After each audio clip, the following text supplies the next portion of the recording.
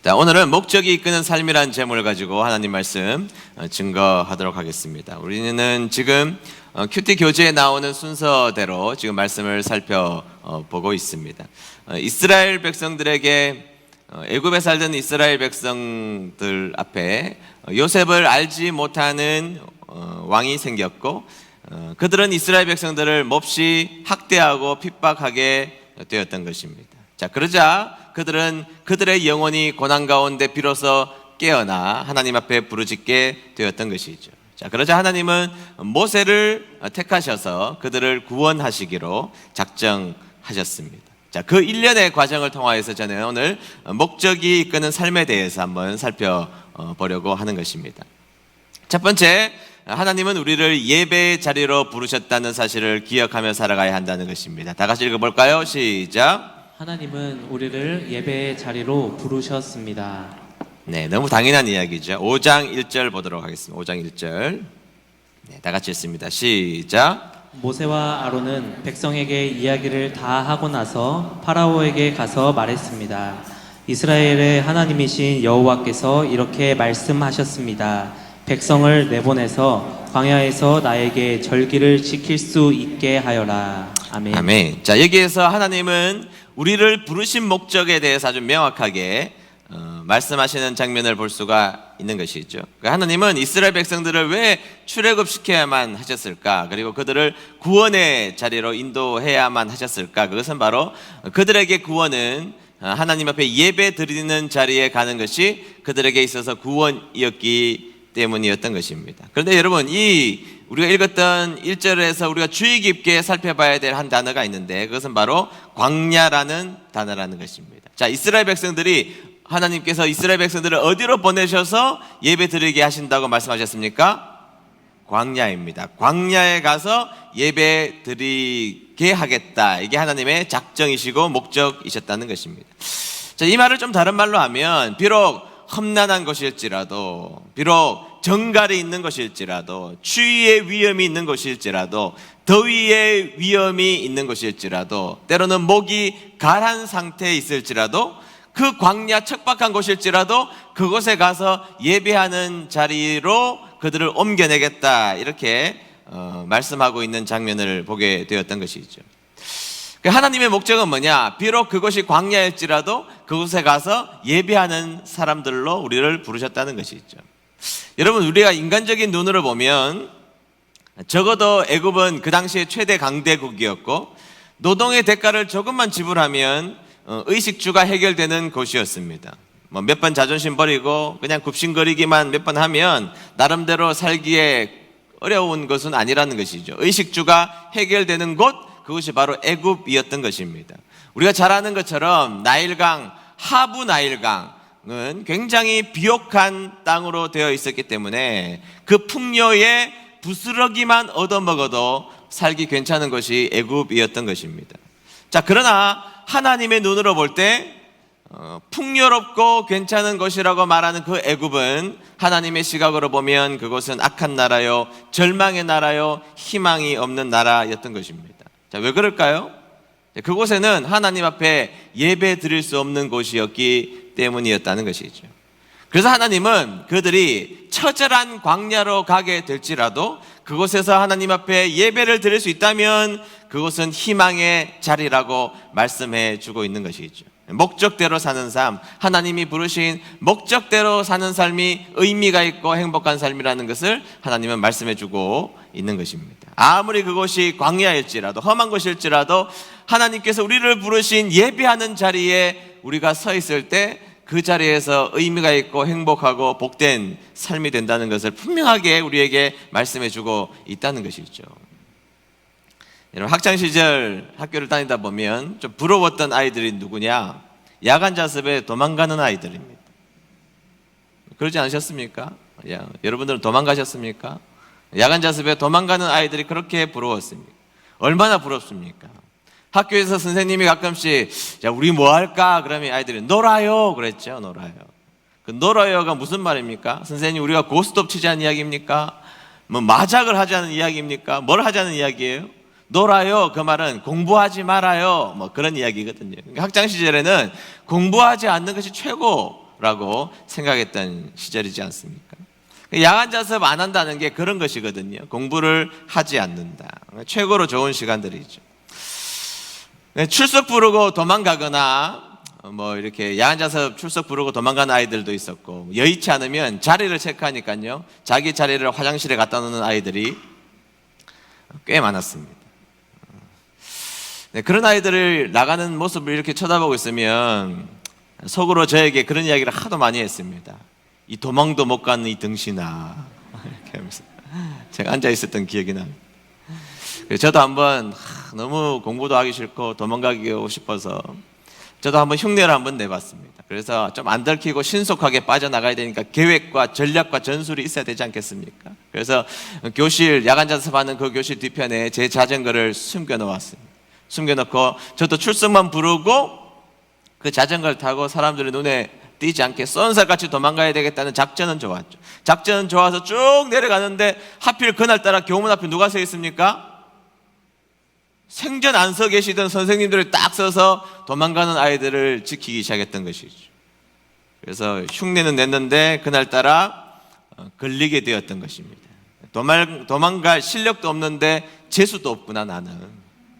항상 그렇게 생각했던 기억이 납니다. 그래서 이제 교실에 들어가가지고 혼나고, 교실에 들어가면 공부가 됩니까? 공부가 안 되면 또 머리를 쥐어뜯고 자학을 합니다. 이 도망도 못 가는 바보야, 도망갈 용기도 없는 바보, 뭐 그렇게 자학을 했던 기억이 나는데요. 여러분, 인생을 그러나 살면서 조금 더 살아다 보면 학생들이 어느 때 가장 예쁘고 어느 때 가장 멋집니까? 교실 밖에 나가서 커피숍에 앉아서 커피 마시는 것이 멋집니까? 아니면 자취방에 들어가서 아이들과 소주를 한 병씩 따는 게 멋진 모습입니까? 아니면 옆에 있는 여학교 아이들하고 미팅을 하는 것이 멋진 모습입니까? 농땡이를 치는 것이 멋진 모습입니까? 그거 아니잖아요. 우리가 잘 알고 있는 마음은 학생으로서 가장 좋은 모습이라는 것은 덥고 냄새나고 콩나물 시루와 같고 그렇게 더운 곳이지만 책상에 앉아서 책과 함께 씨름하며 꾸역꾸역 그 자리를 지켜내며 공부하는, 그래서 자신의 인생은 진일보해내는 모습이 가장 아름답다는 것이죠. 마리아 그렇게 말합니다. 젊을 때 하고 싶은 거 다 하라 그러지만 그건 자기 인생 아니니까 그런 소리 하는 겁니다. 내 인생 아니니까 젊을 때 하고 싶은 거 다 해, 그렇게 말하지만 실질적으로 학생으로서 가장 아름다운 모습은 그 어려운 공부의 자리를 끝까지 지켜내며 그것을 해내는 아이들이 예쁘고 귀하고 복되다는 것이죠. 그거 안 해가지고 맨날 뭐 이야기합니까? 자녀들에게 신세 한탄하잖아요. 내 원하는 네가 풀어다오. 내 원하는 네가 어떻게 풉니까? 못 푸는 겁니다. 그런 것 아니겠어요? 그래서 여러분, 학생으로서 증명되는 자리는 교실에 앉아있는 자리죠. 끊임없이 그 험한 공부의 자리를 끊임없이 해내는 사람들이라는 것입니다. 목적대로 사는 삶이 귀하다, 그 말이죠. 목적대로 사는 삶이 귀한 삶이다. 따라하겠습니다. 목적대로 사는 삶이 귀한 삶이다. 믿습니까? 네. 그래서 하나님은 비록 그곳이 광야일지라도, 이스라엘 백성들을 광야로 내몰리게 할지라도 그곳에서 우리 함께 예배드리자, 그것을 하나님이 원하셨던 것이죠. 아무리 척박하고 아무리 험할 것이라도 예배가 없는 애굽보다 예배 드리는 척박한 광야가 훨씬 더 위대한 곳이 될 수 있다라고 하나님은 이스라엘 백성들에게 말씀하시는 것이죠. 예배 드릴 때에 고통이 찾아올지라도 그곳을 각오하며 그곳에 가서 예배하는 자라면 그것이 바로 목적대로 살아가는 인생이라는 것을 말씀하고 있는 것이죠. 그래서 여러분, 아무리 예배의 자리가 광야 같을지라도 그것을 지켜내는 여러분들의 삶이 되시기를 주님의 이름으로 축복합니다. 자, 두 번째는 목적을 벗어나려는 타협 앞에 맞서야 한다는 것입니다. 다 같이 읽어봅니다. 시작. 목적을 벗어나려는 타협 앞에 맞서야 합니다. 네, 하나님은 분명히 이스라엘 백성들은 예배 공동체로 불러주셨기 때문에 그들은 광야에 갔을지라도 그곳에서 예배하는 자리에 서야 한다고 말씀해 주셨습니다. 그것이 목적이었던 것이죠. 자, 그러자 그것을 방해하는 사탄의 대표격인 이 파라오는 모세에게 이런 타협안을 제시합니다. 자, 첫 번째 타협안이 뭐냐? 애굽에서 예배 드리면 되지 않느냐는 것이죠. 어디에서 예배 드리면 된다고요? 애굽에서. 자, 8장 25절을 볼까요? 8장 25절. 다 같이 읽습니다. 시작. 파라오가 모세와 아론을 불러서 말했습니다. 너희 하나님께 이 땅에서 제물을 바쳐라. 아멘. 자, 바로가 뭐라고 그러죠? 자, 하나님 앞에 예배 드린다고? 그러면 광야까지 갈 일이 뭐가 있어? 그냥 애굽에서 예배 드리면 되지.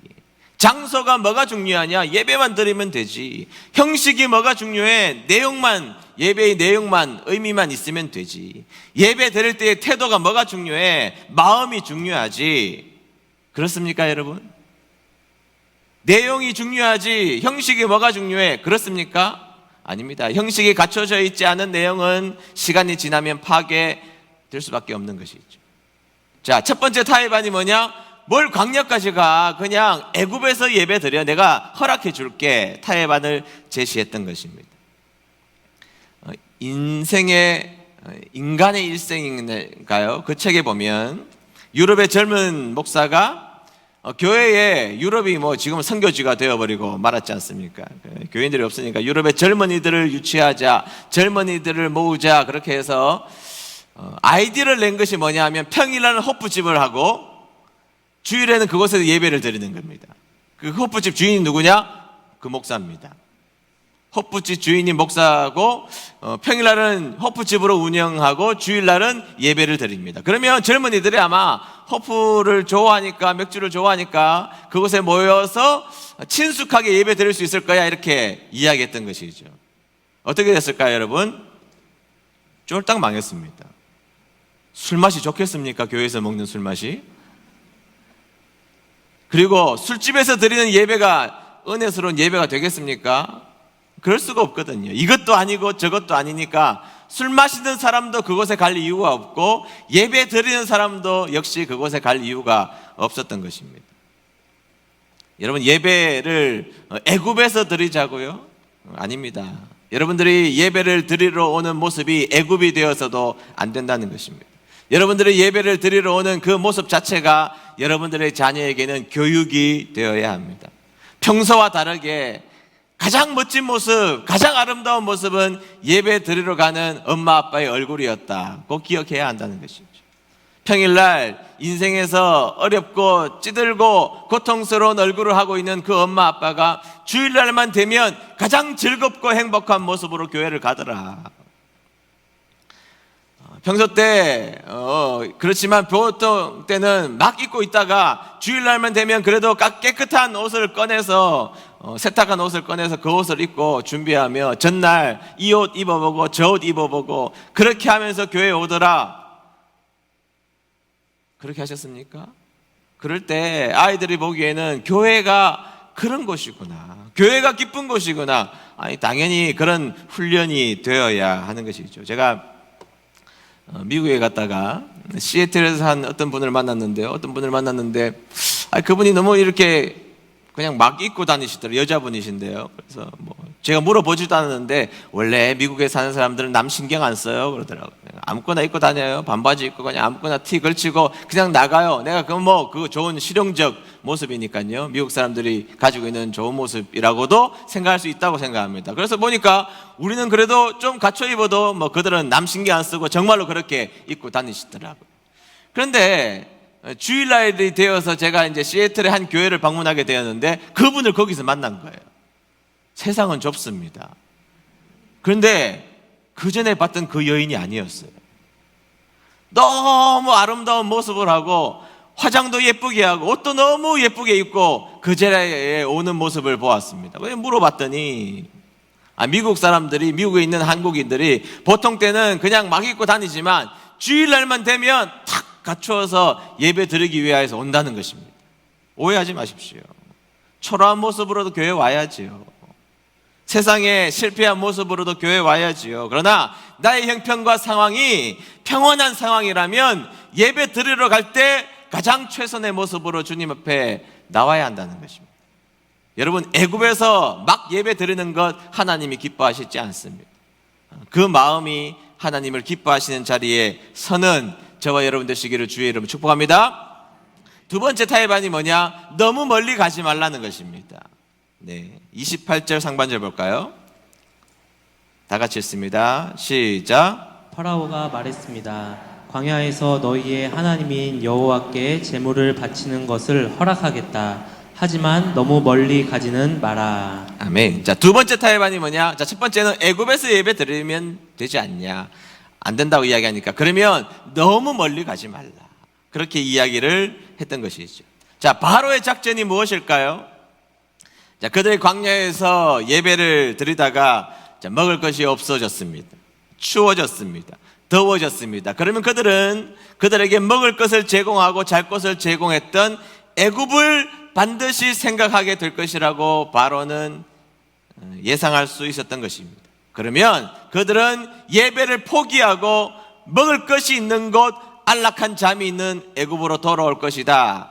그렇게 예상했던 것이죠. 그러니까 멀리 가지 말라는 것입니다. 광야에서 너무 멀리 가면 돌아오고 싶어도 돌아올 수 없으니 멀리 가지 말고 가까운 곳에 있다가 너희들이 고통 가운데 어려움을 겪으면 반드시 돌아올 것이니 멀리 가지 말라. 그렇게 예상했던 것입니다. 실제로 여러분 성경에 보면 이스라엘 백성들이 광야에서 맨날 먹는 것만 먹고 하니까 뭐라고 그랬습니까? 애굽의 부추와 애굽의 고기가 그립다고 울었습니다.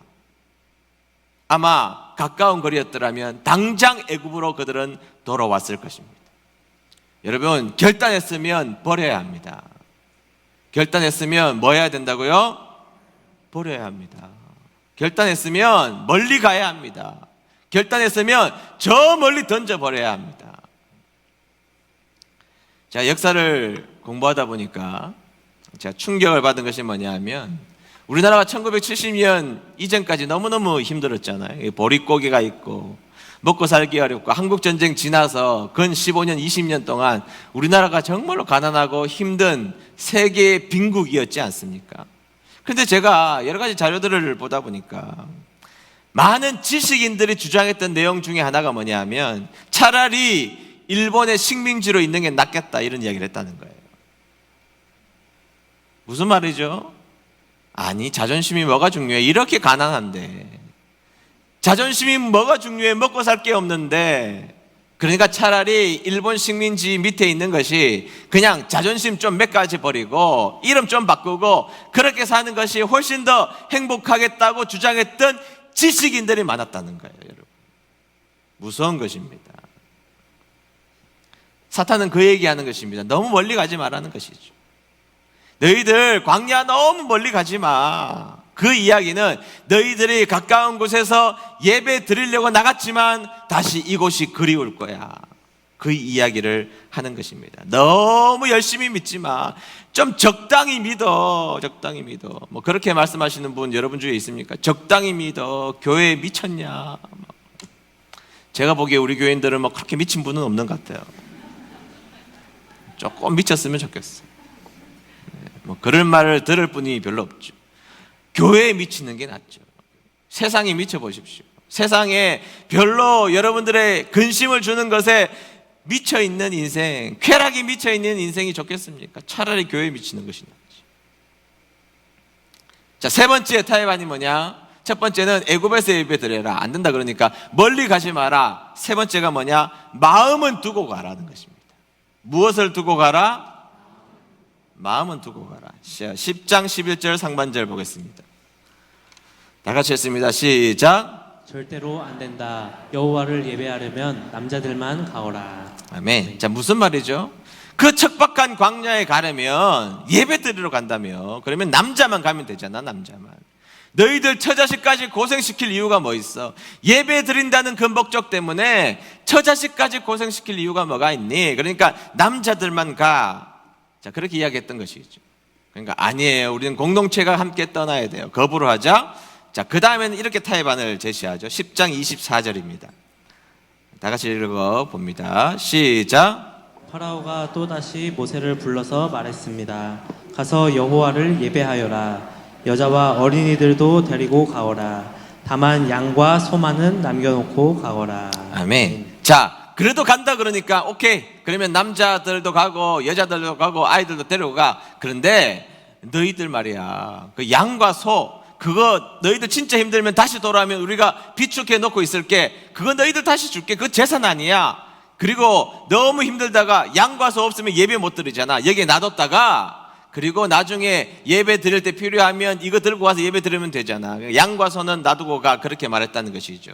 다시 말하면 이것을 정리하면 너희의 마음은 두고 가라, 그 말이에요. 처자식 두고 가. 그 다음에 너희들 재산을 두고 가. 물질을 두고 가. 이것은 너희의 마음은 두고 가라는 이야기라는 것이죠. 현명해 보이죠? 보기에는. 여러분, 사탄은요 끊임없이 우리에게 타협의 자리로 인도한다는 것입니다. 그리고 타협하는 자리는 가끔은 우리를 성공으로 우리를 이끌게 할지 모르지만, 여러분, 타협하는 사람이 매력적입니까? 결단해서 그 일을 밀어붙이는 사람이 매력적입니까? 일마다 타협해요. 누가 매력적입니까? 여러분, 하기로 했으면 해야죠. 하기로 결단했으면 해야죠. 제가 목회할 때 제가 가지고 있는 사진 취미가 필요 없다라고 생각하는 순간 그 다음날 다 팔아버렸습니다. 10년 넘게 제 취미를 한순간에 팔아버렸습니다. 하기로 했으면 해야죠. 이렇게 말하면 목사님 그럴까봐 제가 결단을 안 해요.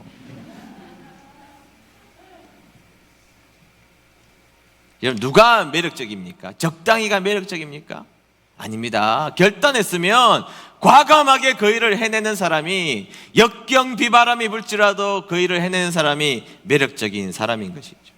결단하고 버리고 단호하게 살아가고, 그것이 하나님의 뜻이라면, 특별히 하나님의 목적이라면 결단하여 그 목적을 수행하는 저와 여러분 되시기를 주의 이름으로 축복합니다. 마지막 세 번째, 신앙은 원인이 아니라 목적을 바라보는 삶이라는 것입니다. 다 같이 읽어봅니다. 시작. 신앙은 원인이 아니라 목적을 바라봐야 합니다. 네. 자, 이스라엘 백성들을 구원시켜 주신 하나님의 중요한 목적은 예배의 자리다, 그렇게 말했는데요. 여러분, 자, 한번 보십시오. 자, 이스라엘 백성들을 그 예배 목적에 이끄는 아주 합당하고 귀하고 복된 자리로 인도하는데 누구를 사용하세요? 모세와 아론을 사용하신단 말이죠. 그래서 성경은 유독 이 모세와 아론의 나이를 아주 구체적으로 기록하고 있다는 것이죠. 자, 출애굽기 7장 7절을 보실까요? 다 같이 읽습니다. 시작. 모세와 아론이 파라오에게 말을 했을 때 모세의 나이는 80살이었고 아론의 나이는 83살이었습니다. 아멘. 자, 모세의 나이 80, 아론의 나이 80세. 근데 여러분, 성경에서 왜 굳이 그들을 부르면서 그들의 나이를 아주 구체적으로 기록해 놓았을까요? 구약학자 중에 한 분이신 차준희 교수님의 제가 책을 좀 보다 보니까 이 장면에 대한 소개가 이렇게 되어 있습니다. 여러분, 유다 왕의 그 당시에 평균 연령이 뭐냐? 44살입니다. 왕인데 얼마나 좋은 거 많이 먹었겠습니까? 좋은 약도 먹고 좋은 보약도 먹고, 아프면 뭐 의사가 와서 도와주고 얼마나 그랬겠습니까? 그래도 44살밖에 살지 못했으면 평소에 평민들의 평균 연령은 그거보다 훨씬 더 적었겠죠. 그런데 그 당시에 그러면 모세가 80이고 아론이 83이라면 그 사람들은 과거의 사람이라는 것이죠. 세상적인 관점에 보면 지금으로 말하면 100세가 넘는 그런 어르신들이라는 것입니다. 그분들은 과거의 사람입니다. 건강도 지나간 과거의 사람이고, 생각도 지나간 과거의 사람이고, 경험도 지나간 과거의 사람이라는 것이죠. 원인으로 접근하자면 이 사람들은 다 끝난 사람들입니다. 과거의 사람, 옛날 사람, 다 끝난 사람, 세상 것에 대해서 긴급하게 반응하지 못하는 사람, 젊은 힘이 없는 사람, 과거의 사람이라는 것이죠. 원인으로 접근하자면 이 사람은 다 끝난 사람입니다. 그러나 하나님은 그 과거의 사람들에게 목적을 주어주셨습니다. 사명을 주시고 목적을 주시자 모세와 아론은 위대한 일을 해내는 사람이 되었단 말이죠. 성경에서는 그것을 강조해 주고 싶다라는 것입니다. 원인이 중요한 것이 아니라, 과거가 중요한 것이 아니라 목적이 중요하다. 여러분, 읽어보면 좋은 책 중에 하나가 미움받을 용기라는 책이 있습니다. 미움받을 용기. 심리학을 공부하다 보면 유명한 세 사람을 만나게 되죠. 프로이트, 융, 그 다음에 아들러라는 사람을 만나게 되는데, 이 책은 아들러에 대한 이야기가 많이 나오는 책입니다. 엄청나게 베스트셀러, 어렵지 않습니다. 쉽게 적어놓은, 대화체로 적어놓은 아주 쉬운 책 중에 하나입니다. 세상을 여러분 크게 보면 원인론과 목적론으로 나누어지지 않습니까? 원인론의 대표적인 사람이 누구냐? 프로이드라는 거예요.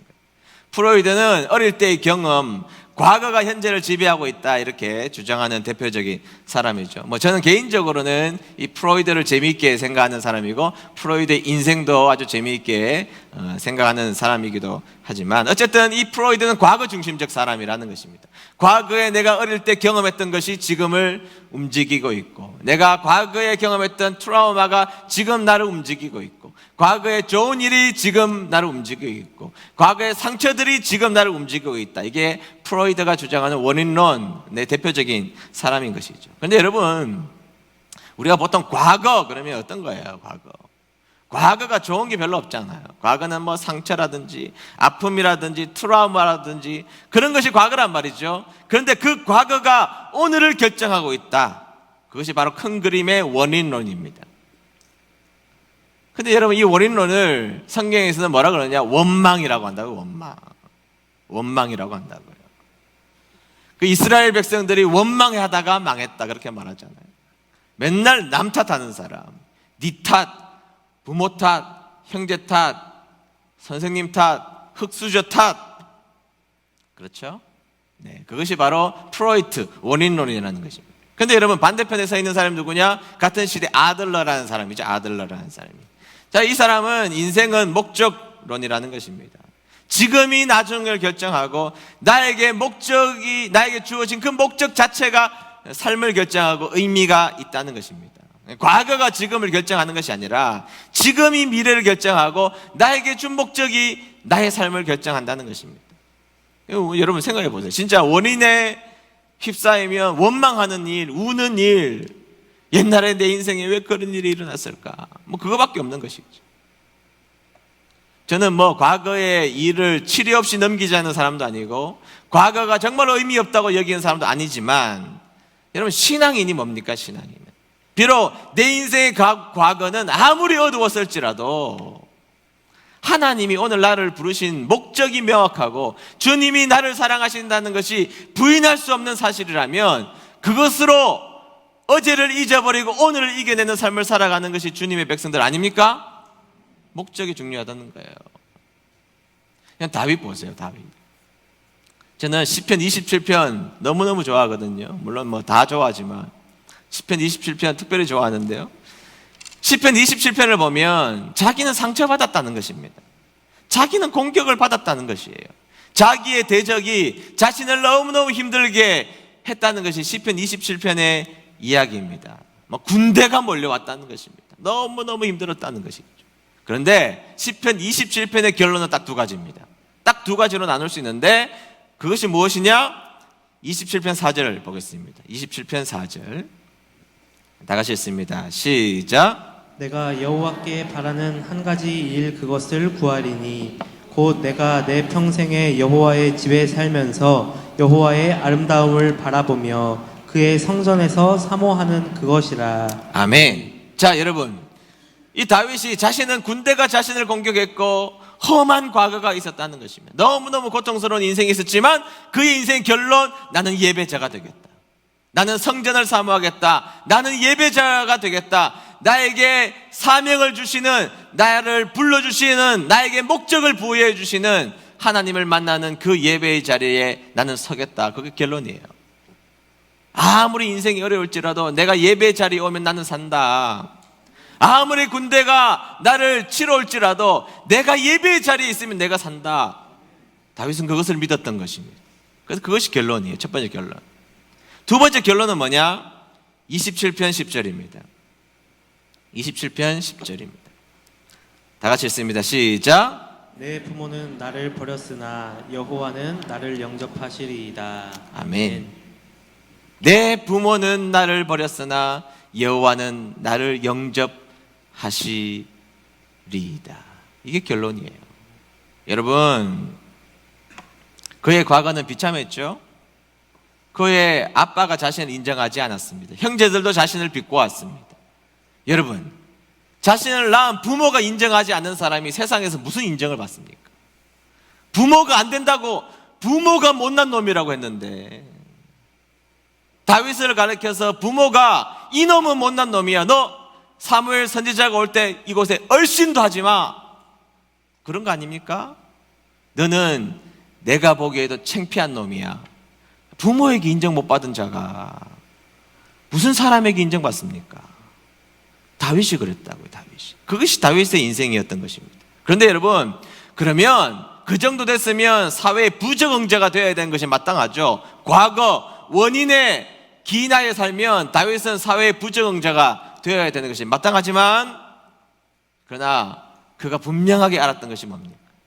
그러나 하나님은 나를 영접했다는 겁니다. 나의 부모는 나를 버렸습니다. 이 원인에 집중해 보면 다윗은 망가졌을 거예요. 그러나 나를 영접하시고 사명 주시고 목적 주신 자신은 하나님을 바라보기로 작정했다는 것이죠. 그게 결론이에요. 그래서 그는 목적 붙들고 사명자로 살기로 작정했다는 것입니다. 그래서 여러분, 다윗의 결론이 뭐죠? 부모가 버리고 형제가 버린 다윗은 하나님의 위대한 사람으로 역사상 가장 이름을 많이 사용하는 사람이 되어버리고 말았던 것이죠.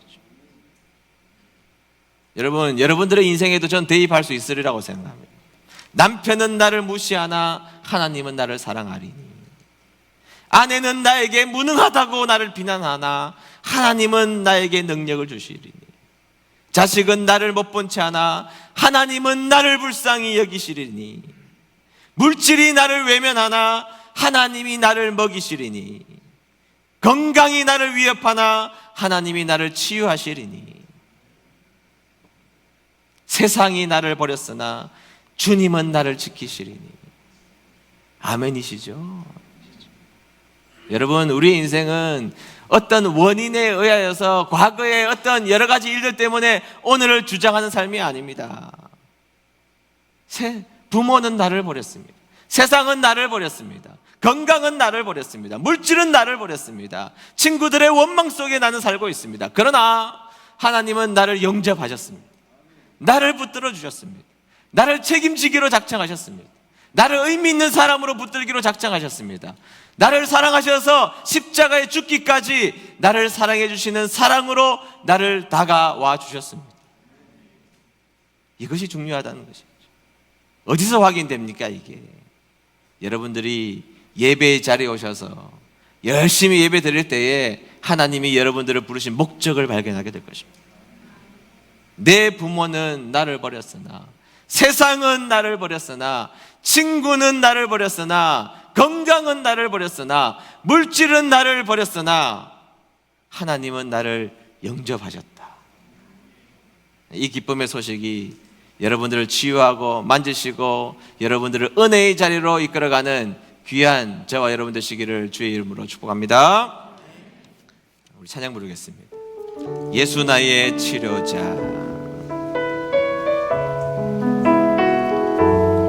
말씀을 기억하면서 우리 찬양 부르도록 하겠습니다. 예수 나의 좋은 치료자, 예수 나의 좋은 치료자, 그의 눈이 머무는 곳은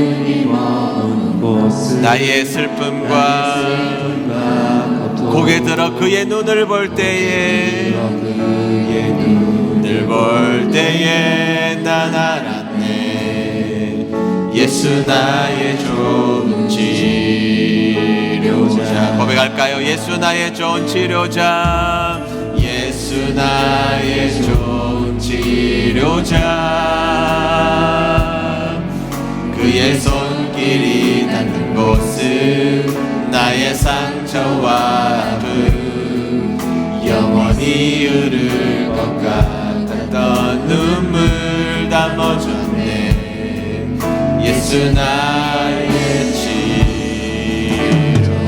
나 노래하리라, 나 노래하리라,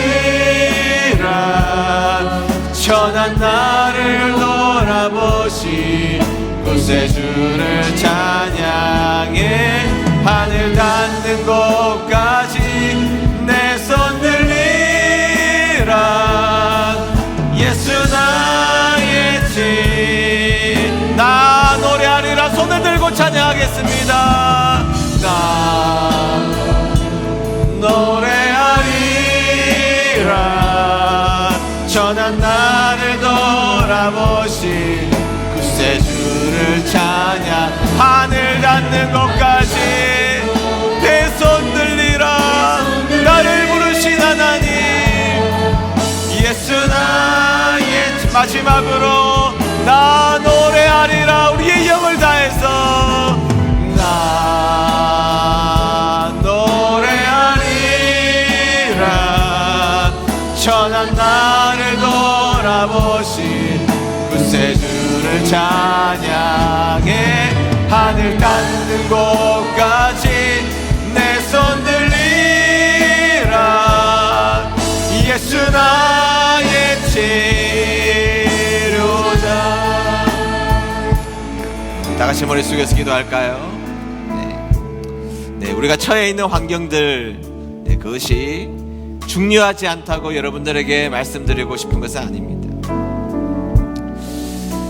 우리의 믿음이 좋을 때 하나님은 그들이 애굽에서 잘 먹고 잘 마시는 것보다 비록 정갈이 있고 추위와 더위가 있고 그리고 목마른 갈증이 있지만 그곳에서 예배하는 공동체로 불러주셨음을 우리는 알아야 한다는 것이죠. 우리의 목적은 비록 험한 인생을 살게 될지라도 예배 드리는 자로 산다면 하나님은 여러분들을 너무 기뻐하실 것입니다. 여러분, 그리고 신앙은 결국 우리의 목적이 무엇인지를 제대로 확인하는 것이죠. 예배하는 자로, 찬양하는 자로, 과거를 이기는 자로, 오늘을 하나님의 뜻대로 사는 자로 결단하며 살아가는 삶을 살기로 마음먹는 것입니다. 여러분, 사실 다윗은 과거에 수많은 아픔이 있었던 사람입니다. 도망자로 살았고 가족에게 인정받지 못했습니다. 그러나 그는 그의 삶의 결론을 내릴 때에 비록 내 인생 과거로 해석하지 않겠다, 그래서 자신은 예배 드리는 자로 살아가기로 작정했던 것입니다. 그래서 그가 한 고백, 부모는 나를 버렸으나 하나님은 나를 영접하시리니. 세상은 나를 버렸으나 우리 하나님은 나를 영접하시리니. 세상의 힘은 나를 버렸으나 우리 하나님은 나를 붙드시리니. 주님 안에 나와서 오늘 예배드리고 주님을 바라보면 여러분들의 그 어떤 형편과 상관없이 하나님은 여러분들을 영접하실 것입니다. 어떤 삶을 사셨나요? 오늘 주님 앞에 나오시면 하나님이 여러분들을 영접해 주실 것입니다. 오늘 목적대로 사는 삶을 선택하며 주님이 영접해 주시는 삶을 살고 싶다고 오늘 다 같이 기도했으면 좋겠습니다. 하나님, 내가 예배 드리는 삶 열심히 살겠습니다.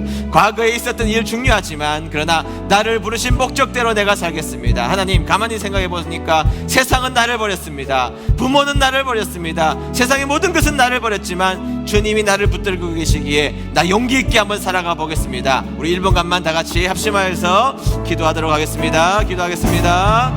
하나님 아버지, 감사합니다. 오늘 주신